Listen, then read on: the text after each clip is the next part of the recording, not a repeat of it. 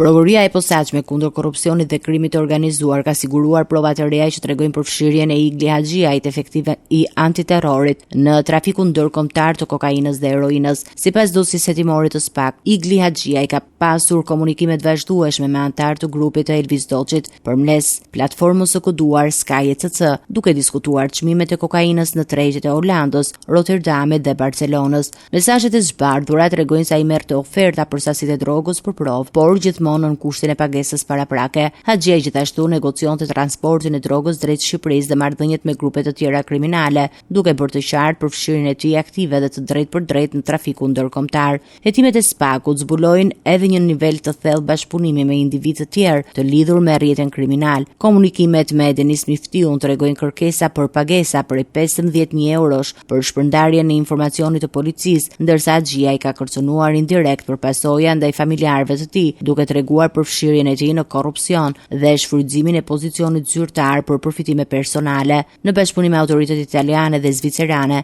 SPAK ka mundur të godasë një pjesë të grupit të strukturuar të drejtuar nga Elvis Doçi, duke ndërprerë pjesërisht rrjedhën e trafikut të drogës, që sipas hetimeve ka përfshirë të paktën 1.3 ton kokainë të trafikuar nga Amerika e Jugut drejt Europës. Hetimet vijojnë për të identifikuar persona të tjerë të përfshirë dhe për të dokumentuar të gjithë aktivitetin kriminal të rrjetit, duke përfshirë lidhjen dhe trafikantët ndërkombëtar dhe oficerë të tjerë të dyshuar në Shqipëri.